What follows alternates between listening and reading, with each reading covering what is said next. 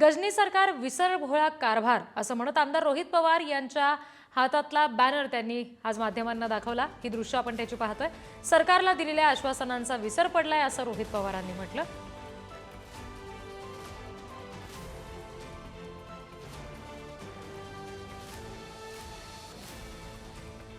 थेट विधान भवन परिसरातली दृश्य आपण बघतोय। महाविकास आघाडीकडून हे आंदोलन पायऱ्यांवर केलं जातंय।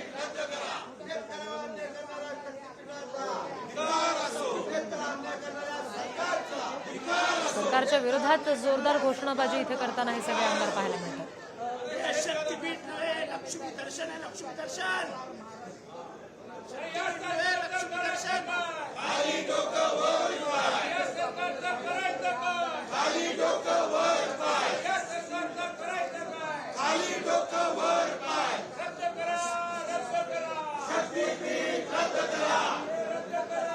शक्तीपीठ महामार्गाला जोरदार विरोध केला जातोय सगळ्या विरोधी पक्षातल्या नेत्यांकडून।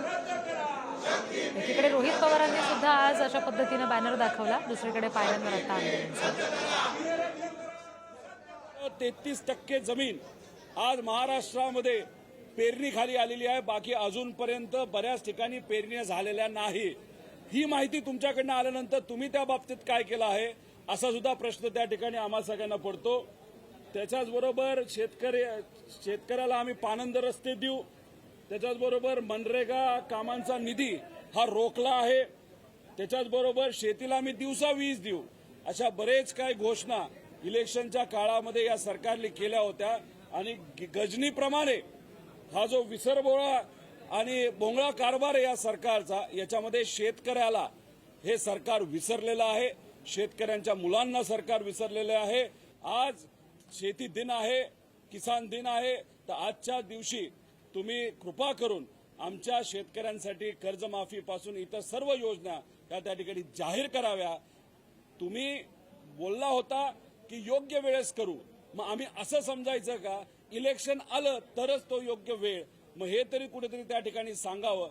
पण आज शेती दिनानिमित्त त्या ठिकाणी सरकारने शेतकऱ्याच्या हितासाठी योजना जाहीर कराव्या। कृषी मंत्र्यांचं झालंय कसं, जेव्हा तोंड उघडतात तेव्हा अतिशय खालच्या लेवलचं वक्तव्य सामान्य लोकांबद्दल ते करू जातात, आणि खास करून शेतकऱ्यांच्या बद्दल। कदाचित त्यांना आदेश आला असावा त्यांच्या नेत्यांकडनं की काम करता येत नसेल तर काम करू नका, पण